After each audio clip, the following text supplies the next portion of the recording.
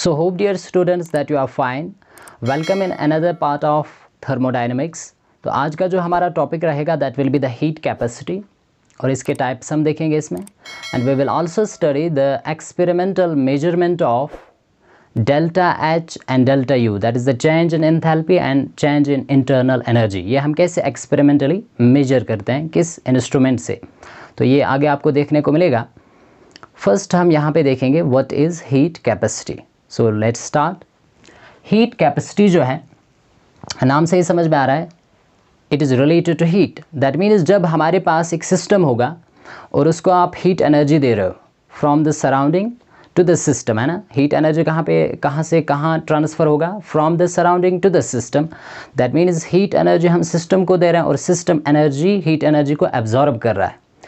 तो what will happen to the system, system के अंदर टेम्परेचर में चेंज आ जाएगा. And that change in temperature, it has been experimentally found, it is directly proportional to the amount of heat transferred from the surrounding to the system. So we can say that amount of heat transferred from the surrounding to the system, it is directly proportional to the change in temperature, that is delta T. So delta T you already know, it is the change in temperature, that is कैसे हम निकालते हैं, T2 minus T1. Let's say initially जो आपका system था, let's say a beaker or container which contains water or any gas, उसका temperature T1 था और उसके बाद आपने उसको हीट एनर्जी दे दी और हीट एनर्जी से क्या हुआ, उसका टेम्परेचर चेंज हुआ टू T2. तो अब हम चेंज निकालेंगे, तो कैसे निकालते हैं, that is delta T, T2 minus T1. And this change in temperature, it is experimentally found that it is directly proportional to the amount of heat absorber, that is Q. Now proportionality को अगर यहाँ पे हम remove करेंगे by some proportionality constant, that is the coefficient C से यहाँ पे इसको हम लिखते हैं. And this C is called the heat capacity. So ये जो C है कोफिशिएंट है ना, ये एक्चुअली क्या है, proportionality constant coefficient. And this is known as heat capacity. इसी को हम क्या कहते हैं, हीट कैपेसिटी कहते हैं, हीट कैपेसिटी C. तो अब क्या समझ में आया, C हम कैसे डिफाइन फिर करेंगे. So C is equal to Q upon delta T, Q upon delta T. That means it is the heat absorbed, है ना, by a system and it results in the change in temperature. वहाँ पे कितना change in temperature होगा वो हम calculate करेंगे. So directly ये इसी पे डिपेंड करता है, it is directly proportional. जितना ज़्यादा हम हीट एनर्जी सिस्टम को देंगे तो वहाँ पे उतना ज़्यादा चेंज भी आ जाएगा टेम्परेचर के अंदर. Now ये जो C है, its value depends on, तो आप याद रखेंगे that it's value depends on size, nature and composition of system.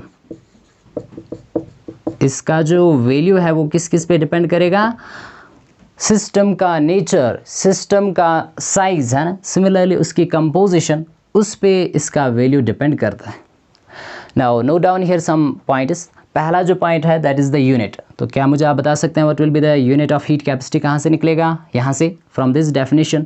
So Q जो है, it is the heat that is in joules, है ना, और change in temperature that is the kelvin. So it is joule, kelvin ऊपर आ जाएगा, so it is joule per kelvin. So this will be the unit for heat capacity, joule per kelvin. Now यहाँ पे आप कुछ points याद रखेंगे. Number first, heat capacity जो है, greater the value of C, जितना हीट कैपेसिटी का वैल्यू ज़्यादा होगा, the amount of heat given to a system या absorbed by a system, the amount of heat absorbed by a system results in small change in temperature. So write down this point that greater the value of C, that is heat capacity, the amount of heat absorbed by a system causes small change in temperature and vice versa. क्या मतलब समझ में आया? That जितना C का value ज़्यादा होगा, है ना, हीट कैपेसिटी किसी सिस्टम या सबस्टेंस का अगर ज़्यादा होगा तो फिर जो हीट एनर्जी सिस्टम एब्जॉर्ब करेगा that will cause small change in temperature. वहाँ पे सिस्टम का जो टेम्परेचर है वो बहुत ही ज़्यादा कम चेंज हो जाएगा, मतलब ज़्यादा टेम्परेचर वहाँ पे इंक्रीज नहीं होगा। जैसे example for water heat capacity जो है ज़्यादा है, तो that means that's why water के लिए जब हम टेम्परेचर बहुत ज़्यादा हीट देनी पड़ती है ताकि उसका टेम्परेचर क्या हो जाएगा, चेंज हो जाएगा। So this is the heat capacity C, so it is Q upon delta T। तो अब इसको आप डिफाइन भी कर सकते हैं। So what is heat capacity? It is the amount of, you can write down, it is the amount of heat required to reach the temperature of a substance by 1 degree Celsius or 1 Kelvin. So क्या बताया? It is the amount of heat required to raise the temperature of a system or of a substance by 1 degree Celsius or 1 Kelvin. Now let's see the types of heat capacity. तो इसके man जो है वो दो types है। Number first जो है that is the molar heat capacity. Molar heat capacity, so heat capacity को हम C से रिप्रेजेंट करते थे, तो यहाँ पे मोलर हीट कैपेसिटी इसको रिप्रेजेंट करेंगे Cm से, molar heat capacity. So what is this? It is simply the amount of heat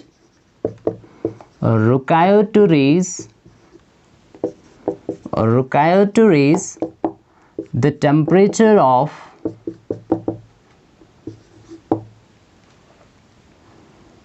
1 mole of substance by 1 degree Celsius or 1 Kelvin।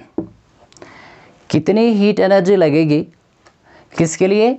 एक मोल ऑफ सबस्टेंस का टेम्परेचर इंक्रीज करने के लिए कितना temperature increase करने के लिए?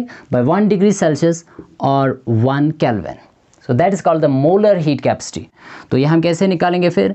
Cm molar heat capacity, that is the heat capacity C जो अभी हमने देखा, divided by n is the number of moles. n जो यहाँ पे आप याद रखेंगे, it is the number of moles. So C अभी आपने देखा C is equal to Q upon delta T, तो दैट मीन्स इसको आप ऐसे भी लिख सकते हैं that molar heat capacity it is equal to C upon delta T। C के बदले हम क्या लिखेंगे? Q अपॉन डेल्टा T, और ये इंटू यहाँ पे N आ जाएगा। N is the number of moles, है ना, यहाँ पे ये Q है। सो Q is the amount of heat जो एब्जॉर्ब करेगा system and it changes the temperature from T1 to T2, that is the change in temperature represented by delta T and N represents the number of moles. तो ऐसे आप निकाल सकते हैं molar heat capacity. Now next is specific heat capacity. So second is specific heat capacity. Specific heat capacity जो है, heat capacity अभी बताया C से, इसको हम दिखाते हैं तो CS से दिखाएंगे स्पेसिफिक हीट कैपेसिटी। ना वो यहाँ पे नाम से ही समझ में आ रहा है स्पेसिफिक, दैट मीन्स कुछ स्पेसिफिक वैल्यू होगा।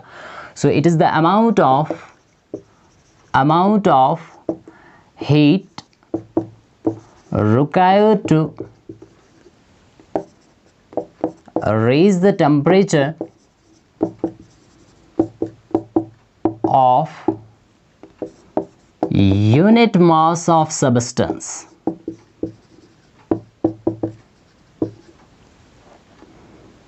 by 1 degree Celsius or 1 Kelvin। कितनी हीट एनर्जी हमें लगेगी किसके लिए? To raise the temperature of unit mass of substance. Unit mass that means किसी सब्सटेंस का यूनिट मास, जैसे 1 ग्राम है ना, 1 ग्राम सब्सटेंस के लिए आपको कितनी हीट एनर्जी देनी पड़ रही है ताकि उसका टेम्परेचर चेंज हो जाएगा बाय 1 डिग्री सेल्सियस और 1 केल्विन, दैट्स कॉल्ड स्पेसिफिक। तभी इसको हम स्पेसिफिक कहते हैं। तो यहाँ पे एक्चुअली मास स्पेसिफाइड होना चाहिए। देखो जब आपने देखा हीट कैपेसिटी तो वहाँ पे क्या बताया मैंने, it is the amount of heat required to raise the temperature of a substance by 1 degree Celsius. तो वहाँ पे कोई मास स्पेसिफाई नहीं किया गया है। और जब आपने पढ़ा मोलर हीट कैपेसिटी तो वहाँ पे बताया गया 1 मोल ऑफ सबस्टेंस के लिए कितनी हीट एनर्जी आपको लगेगी। और यहाँ पे specific heat capacity means it is the amount of heat required to raise the temperature of unit mass of substance that is usually 1 gram of substance by 1 degree Celsius, है ना। 1 ग्राम substance के लिए आपको कितनी हीट एनर्जी देनी पड़ रही है ताकि उसका टेम्परेचर आप चेंज कर सकते हैं टू 1 डिग्री सेल्सियस और 1 kelvin. That is called the specific heat capacity. तो हमने देखा दैट हीट कैपेसिटी जो होती है C किसके बराबर होता है, Q अपॉन डेल्टा T, है ना, Q अपॉन डेल्टा T। तो मुझे बताओ Q किसके बराबर होगा, Q will be equal to C into delta T। अब यहाँ पे ये जो स्पेसिफिक हीट कैपेसिटी है इसको कैसे निकालेंगे, CS specific heat capacity. So that will be equal to heat capacity, है ना, हीट कैपेसिटी और divided by mass of substance that is C upon M। Let's say M is the mass of substance, unit mass of substance, या C के बदले, हाँ C के बदले अब यहाँ पे हम क्या लिख सकते हैं, it is Q upon delta T into this M is the mass. Now let's understand these three types of heat capacities. That is, one is the heat capacity and it is two types, that is the molar heat capacity and the specific heat capacity, by an example. So let's have, we are having 3 gram of aluminum requires 6 joule of heat so as to change its temperature from 298 Kelvin to 300 Kelvin। अब यहाँ पे हम तीनों निकालेंगे, first निकालेंगे heat capacity, then molar heat capacity, then the specific heat capacity. So let's see, बताओ कैसे निकालेंगे यहाँ पे heat capacity. So we know that heat capacity जो है that's equal to Q upon delta T, change in temperature. तो बताओ यहाँ पे Q is given, how much heat is required, 6 joule, ठीक है ना, divided by change in temperature. तो बताओ T1 that is 298 kelvin, T2 that is 300 kelvin. तो डेल्टा T कैसे निकालेंगे, T2 minus T1, T2 is 300 minus 298 that is 2 kelvin. So 2 3s are 6, so it is 3 joule per Kelvin. This will be the heat capacity, और heat capacity का unit क्या होता है, joule per Kelvin. Now let's say we have to calculate specific heat capacity, CS। तो कैसे निकालेंगे specific heat capacity? Specific में हम क्या करते हैं, mass से divide करते हैं, that is the heat capacity, है ना, जो ये C है divided by M। तो C कितना है, that is 3, अभी निकाल दिया, mass यहाँ पे दिया गया है 3 ग्राम, सो 3 अपॉन 3 दैट इज़ 1। तो यहाँ पे जो स्पेसिफिक हीट कैपेसिटी होगी that will B 1 joule per kelvin, ठीक है ना, 1 joule per kelvin. Now next मुझे बताओ, अगर यहाँ पे मोलर हीट कैपेसिटी हम देखेंगे, सो कैसे निकालेंगे molar heat capacity, that is the heat capacity upon number of moles. तो हीट कैपेसिटी कितना है, 3 है। अब नंबर ऑफ मोल्स हम कैसे निकालते हैं, पहले यूनिट में हमने सीखा था number of moles that is mass upon molar mass.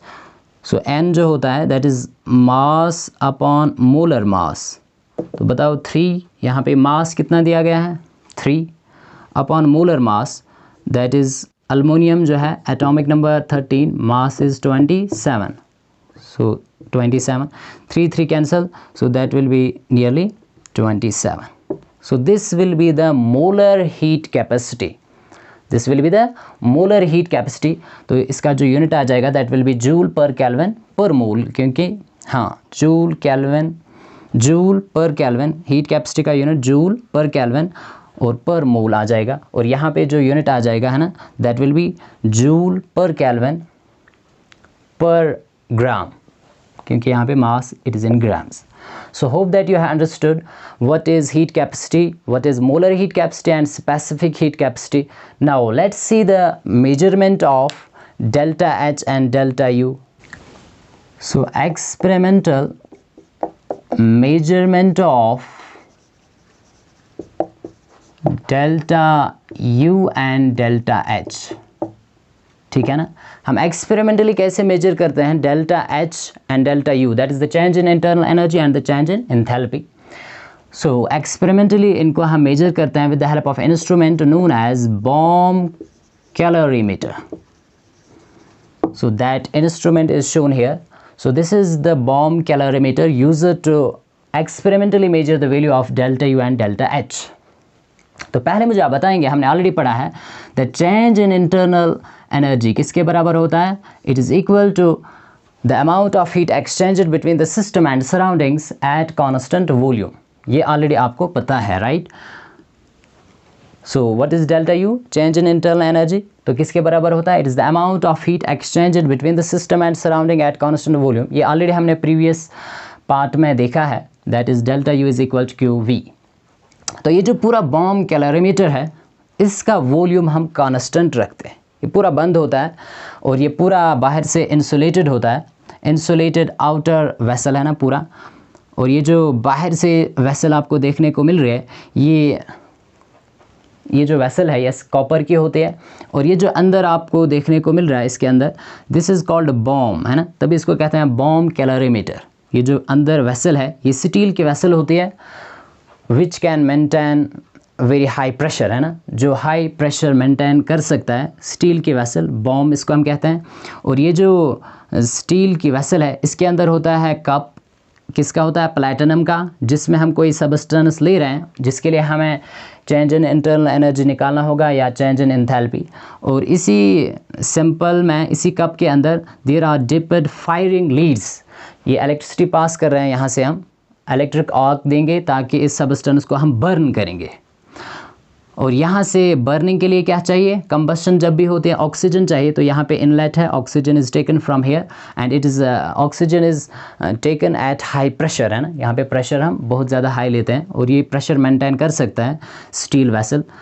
और इसी के अंदर फिर यहाँ पे पूरा ये जो आप देखने को मिल रहा है वाटर होता है इसके अंदर, और ये जो है दिस इज़ द स्टायरर, रोटेट करने के लिए। तो ये अभी बताएंगे इससे क्या होता है रोटेट करने से। और यहाँ पे डिप किया हुआ है थर्मोमीटर जिससे हम टेम्परेचर मेजर करेंगे। नाउ अब क्या होगा, यहाँ पे देखो सबस्टेंस हमने लिया, इसको बर्न करवाया इन प्रेजेंस ऑफ ऑक्सीजन। तो पहले हम क्या करेंगे, with the help of thermometer, जो इसके अंदर वाटर है, हम टेम्परेचर मेजर करेंगे। Let's say the initial temperature is T1, है ना। और उसके बाद जब सबस्टेंस को बर्न किया by passing the electric current, electric arc, है ना, with the help of these firing leads, और यहाँ से ऑक्सीजन हमने लिया at high pressure, तो ये सबस्टेंस बर्न हुआ, तो क्या निकलेगी वहाँ से, हीट एनर्जी, है ना, हीट एनर्जी। तो हीट एनर्जी बाहर निकलेगी इस बॉम्ब से, स्टील वेसल से, और ये इस पूरे वाटर को क्या करेगा, हीट अप, टेम्परेचर इंक्रीज़ होगा। सो T1 से टेम्परेचर इंक्रीज़ हुआ तो T2, फिर क्या निकालेंगे, change in temperature, so that is delta T, that is T2 minus T1। तो कितनी यहाँ पे heat energy, so amount of heat exchanged, है ना, amount of heat exchanged at constant volume, यहाँ पे पूरा वॉल्यूम इसका कांस्टेंट है, that gives you the internal energy. और इंटरनल एनर्जी इसके लिए यहाँ पे फॉर्मूला आप याद रखेंगे कैसे हम ये निकालते हैं। So let's say the mass of simple is m और w, किसी से भी आप लिख सकते हैं। So let m be the mass of simple, जो सबस्टेंस आपने लिया उसका मास m हमने रखा, ठीक है, जो भी इसका वैल्यू होगा, so that's the m mass of simple and the change in temperature, है ना, यहाँ पे अब टेम्परेचर कितना चेंज होगा, सो that will be given by delta T and that is T2 minus T1, ये आप निकाल सकते हैं। जो है ये सबस्टेंस बर्न हो जाएगा तो थर्मोमीटर से you can measure the temperature T2। और यहाँ पे एक्चुअली स्टायरर का जो काम है, ये इस पूरे वाटर को क्या कर रहा है, स्टायर कर रहा है ताकि टेम्परेचर इक्वली मेंटेन हो जाएगा। फॉर एग्जांपल अगर यहाँ से लेट्स से जो है बर्न किया हमने सिंपल, तो ज़्यादा हीट एनर्जी यहाँ पे आई, यहाँ पे वाटर ज़्यादा है, गर्म है, और यहाँ पे ठंडा है, तो ये टेम्परेचर कम दिखाएगा। अब इसको जब हम स्टायर करेंगे तो हीट विल क्या हो जाएगा, इक्वली डिस्ट्रीब्यूट हो जाएगा, तो तभी टेम्परेचर एक ही वैल्यू दिखाएगा। और यहाँ पे बाहर जो ये पूरा है इंसुलेटेड है, दैट मीन्स हीट एनर्जी को हम बाहर जाने नहीं देते हैं। एंड लेट्स से हाँ लेट्स से यहाँ पे S is the heat capacity of calorimeter. Heat capacity of calorimeter. तो फिर हम कैसे निकालेंगे द अमाउंट ऑफ एनर्जी है ना producer, amount of heat energy. So amount of heat energy that will be given by, that is the heat capacity S into delta T. S into delta T. अब मुझे बताओ यहाँ पे what is the mass of substance, mass of sample, that is small m. तो इसको यहाँ पे divide करेंगे, कितना मास होगा सिंपल का. नाउ द इंटरनल एनर्जी है ना डेल्टा U या डेल्टा E से भी इसको आप दिखा सकते हैं. It is calculated as S into delta T upon m, mass of sample or weight of sample, into capital M. Now what is this capital M? So capital M यहाँ पे आप याद रखेंगे, it is the molar mass of substance, molar mass of sample. जो sample आपने ले लिया उसका molar mass कितना होगा, that is the capital M, and M is the mass of substance or sample taken. S is the heat capacity of calorimeter, ये दिया गया होता है, and delta T जो है that is the change in temperature. तो इससे आप क्या निकाल सकते हैं, delta U, that is the change in internal energy of any substance of any sample. अब जब आपने delta U निकाला, then you can calculate the delta H value. So delta H जो होता है कैसे हम निकालते हैं, it is delta U plus delta Ng or T. ये फार्मूला ऑलरेडी हमने पढ़ी है. So change in enthalpy is equal to change in internal energy plus delta Ng, that is the change in the number of gaseous moles है ना, gaseous products and reactants, or is the universal gas constant is the temperature. तो यहाँ पे हम जब delta U हमने निकाला इसका वैल्यू यहाँ पे सब्स्टिट्यूट करेंगे, then you can get the enthalpy, change in enthalpy, that is delta H. तो ऐसे हम experimentally measure करते हैं the value of delta H and delta U.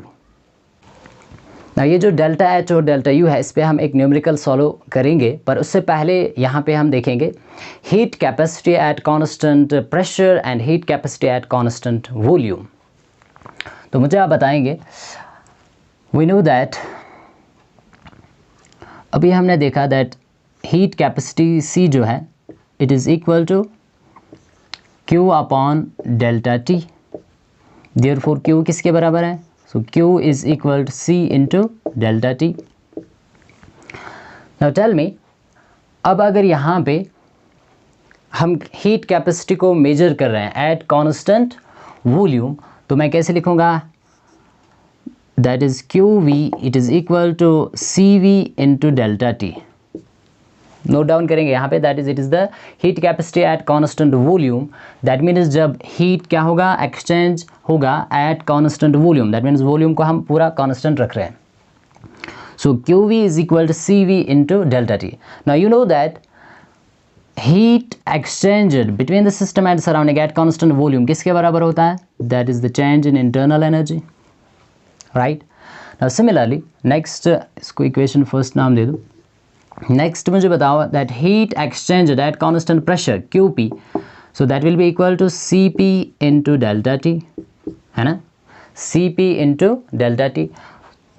And you already know that the heat exchanged है ना between the system and surrounding at constant pressure, that is equal to delta H, change in enthalpy, equation second. अब यहाँ पे ये जो आप देख रहे हो CV एंड CP, इनको हम क्या बताते हैं, CV means heat capacity at constant volume and CP means heat capacity at constant pressure. तो इनको आप define कर सकते हैं.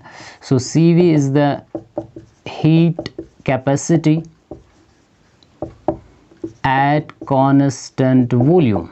So what is heat capacity at constant volume? It is the amount of heat required to raise the temperature of a substance by 1 degree Celsius at constant volume. Simply, or similarly, what is CP? It is the heat capacity at, so it is the heat capacity at constant pressure. So that means it is the amount of heat required to raise the temperature of a substance by 1 degree Celsius or 1 Kelvin at constant pressure. Simply, ये आप खुद define कर सकते हैं. तो अब मुझे आप बताएंगे that we know that delta H जो होता है किसके बराबर होता है, delta U plus P delta we, है ना, ये ऑलरेडी हमने पढ़ा है, पी डेल्टा वी। जब प्रेशर क्या होता है, कांस्टेंट, जब प्रेशर कांस्टेंट होता है, पर यहाँ पे हम प्रेशर को कांस्टेंट नहीं रख रहे हैं, ठीक है ना, तो इसको हम कैसे फिर लिख सकते हैं, यहाँ पे फिर मैं लिखूँगा इसको that it is delta P we. That means नहीं यहाँ पे वॉल्यूम कांस्टेंट और नहीं प्रेशर कांस्टेंट, तो दैट मीन्स दोनों का डेल्टा लिखा, that is the change. Now for 1 मोल, है ना, ये जो इक्वेशन है this is for 1 mole of A gas, so this is for, okay let's say for 1 mole of N ideal gas. अगर हम क्या लेंगे, आइडियल गैस का 1 मोल लेंगे, and for an ideal gas you already know that P V is equal to n R T. For 1 mole n का value 1 होगा, so P V is equal to R T. तो मुझे बताओ इसको हम कैसे लिखेंगे फिर, delta H is equal to delta U plus delta P V के बदले क्या लिखेंगे, R T. So right, P V के बदले क्या लिखेंगे, आर टी। पर मुझे बताओ यहाँ पे आर क्या है, कांस्टेंट, तो इसका थोड़ी चेंज होता है, तो आप आर को इसको ऐसे आप लिख सकते हैं, आर और उसके बाद लिखेंगे डेल्टा टी, राइट। सो राइट, नाउ डेल्टा एच, है ना, डेल्टा एच का वैल्यू यहाँ पे सब्स्टिट्यूट करो, सो डेल्टा एच किसके बराबर है, C P into delta T, C P into delta T is equal to delta U जो है it is C V into delta T plus R delta T, right. अब मुझे बताओ ये जो C V into delta T है equal T के यहाँ लाएंगे तो कैसे लिखेंगे, C P into delta T minus C V into delta T is equal to R delta T, right. अब बताओ डेल्टा टी कॉमन निकालेंगे, सो डेल्टा टी अंदर क्या बचेगा, C P minus C V is equal to R delta T. तो अब मुझे यहाँ पे बता दो delta T cancel, so that is finally हमें जो यहाँ पे इक्वेशन मिली that is C P minus C V is equal to R. This is the relationship between the Cp and Cv. And what is Cp? It is the heat capacity at constant pressure. And what is Cv? It is the heat capacity at constant volume. So ये हमेशा किसके बराबर होता है, इनका subtraction हमेशा किसके बराबर होता है, universal gas constant R के बराबर। And you know the value of R, it is 8.314 joule per Kelvin per mole. Now यहाँ पे आप नोट डाउन करेंगे that ये जो heat capacity है for monoatomic gases, है ना, for मोनो एटॉमिक गैसेस, ऐसे गैसेस जो क्या होंगे, मोनो एटॉमिक होंगे, जैसे हीलियम है, नियॉन है, etcetera. For these mono atomic gases heat capacity जो है, heat capacity it is related to, heat capacity is related to only translatory kinetic energy, है ना। And for diatomic, triatomic and polyatomic gases जो heat capacity है that is C, it is related to all, कौन कौन सा all, translatory, vibratory and rotatory kinetic energy। तो ये point आप नोट डाउन यहाँ पे करेंगे दैट क्या बता रहा हूँ, फॉर मोनो एटॉमिक गैसेस। और एक बात यहाँ पे है ना, for mono atomic gases heat capacity is related to only translatory kinetic energy. And for di atomic, tri atomic, poly atomic gases, है ना, जैसे हमारे पास है डाई एटॉमिक, है ना, ऑक्सीजन, O2, नाइट्रोजन, ठीक है, या ट्राई एटॉमिक जैसे O3 है हमारे पास, है ना, एंड पॉली एटॉमिक गैस जो हीट कैपेसिटी है वो रिलेटेड होती है to the translatory, vibratory and rotatory kinetic energy. तो ये आप कॉम्पिटिटिव एग्जाम के लिए याद रखेंगे। और जो यहाँ पे आप पॉइंट नोट डाउन करेंगे that is the ratio of Cp upon Cv for mono atomic and for di and triatomic gases. So let's see, so क्या देखा आपने that Cp minus Cv is equal to और, ये किसके लिए, for 1 मोल। अब मुझे बताओ फॉर n मोल्स कैसे आप लिख सकते हैं इसको, Cp minus Cv that's equal to n R, n is the number of moles. अगर n का वैल्यू 1 होगा दैट्स फॉर 1 मोल. ये इक्वेशन आप याद रखेंगे. And for n moles this one. Now write down here that for monoatomic gases you can remember that Cp upon Cv का जो value होता है it's 1.66. Experimentally found that for any monoatomic gas है ना, जैसे अभी बताया हीलियम है, नियॉन है, तो इनके लिए जब हम निकालते हैं Cp और Cv का रेशो तो हमेशा कितना आता है 1.66. एंड ये मोनोएटॉमिक गैसेस के लिए. नेक्स्ट आप किसके लिए याद रखेंगे? For diatomic gas Cp upon Cv का रेशो जो होता है that's 1.40. And for triatomic gas है ना, for triatomic molecules it is Cp upon Cv, ये बराबर होता है 1.30. So this is Cp upon Cv value. तो यहाँ पे आप देख सकते हैं molar heat capacity of various gases, ठीक है ना, in joule per mole, molar heat capacity. So you can see here. तो ये था what is the relationship between the heat capacity at constant volume at constant pressure. Now let's have a look at a numerical which is in your NCERT text book. So this is the numerical given in your NCERT textbook. तो यहाँ पे आप देख सकते हैं that 1 gram of graphite it is burnt in a bomb calorimeter in excess of oxygen at 298 Kelvin and 1 atmospheric pressure. According to the equation C graphite plus O2 it gives you carbon dioxide gas. So during the reaction temperature rises from 298 Kelvin to 299 Kelvin. So if the heat capacity of bomb calorimeter is 20.7 kilojoule per Kelvin, what is the enthalpy change for the above reaction at 298 Kelvin and 1 atmospheric pressure? तो आपको निकालना क्या है? Delta H. तो बताओ कैसे इसको solve करेंगे. So we know that Q is equal to C into delta T. C is the heat capacity, delta T is the change in temperature. ये अभी हमने सीखा. तो मुझे बताओ change in temperature delta T कैसे निकालेंगे? T2 minus T1. So T2 299 minus T1 that is 298. तो that's your 1 kelvin. Now tell me, यहाँ पे आप ग्रेफाइट को बर्न कर रहे हैं. सो हीट एनर्जी यहाँ पे रिलीज़ हो रही है. System release is the energy और फिर एब्जॉर्ब कौन कर रहा है? कैलोरीमीटर के अंदर जो वाटर है वो एब्जॉर्ब कर रहा है. तो that means heat is released by the system by the reaction mixture, है ना, ये ग्रेफाइट और ऑक्सीजन. तो दैट मीन्स इसका साइन क्या देंगे? Heat evolved by the system, that is given negative sign. You know the sign convention.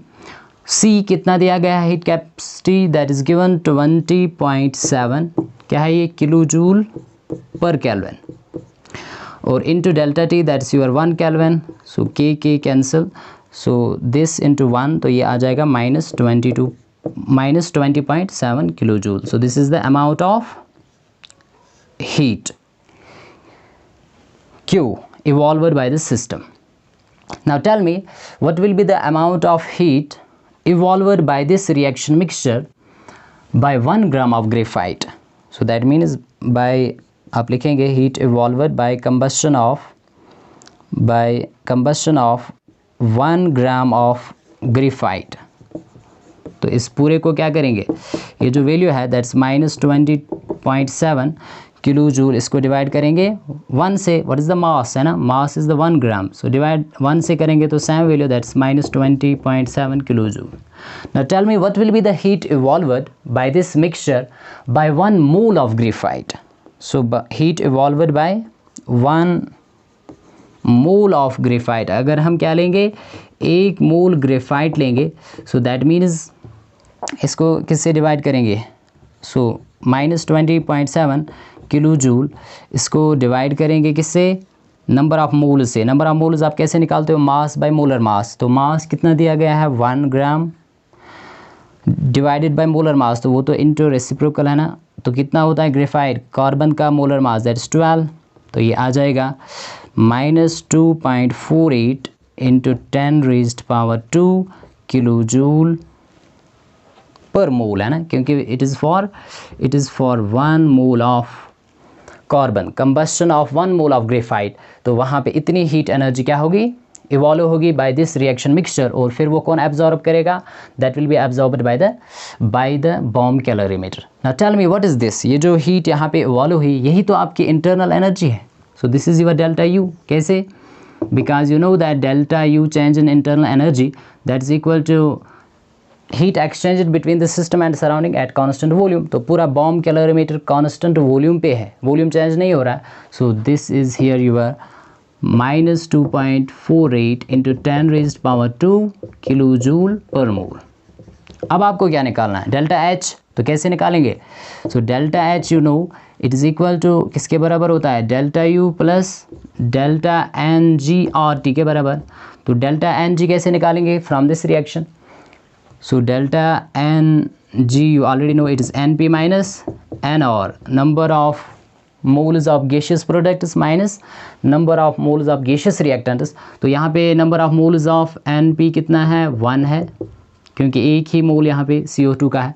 और number of gaseous moles of reactants nr वो भी 1 है, क्योंकि यहाँ पे 1 है। अब आप बताएंगे यहाँ पे भी तो 1 है, 1 + 1 2, no it is solid. Graphite जो है इट इज़ सॉलिड। हम क्या ये बता रहे हैं, ये जो Np है it is the number of moles of gaseous products and Nr is the number of moles of gaseous reactants. तो गैस एक ही है यहाँ पे, this is not. So 1 - 1 that's your 0। तो बताओ 0 यहाँ पे जब आप सब्स्टिट्यूट करेंगे 0 × RT, ये पूरा 0 बन जाएगा। So delta H is equal to delta U। तो दैट मीन्स जो डेल्टा U का वैल्यू है वही किसका वैल्यू होगा, डेल्टा U हमने यहाँ पे लिखा it is minus 2.48 into 10⁻² kilo joule per mole.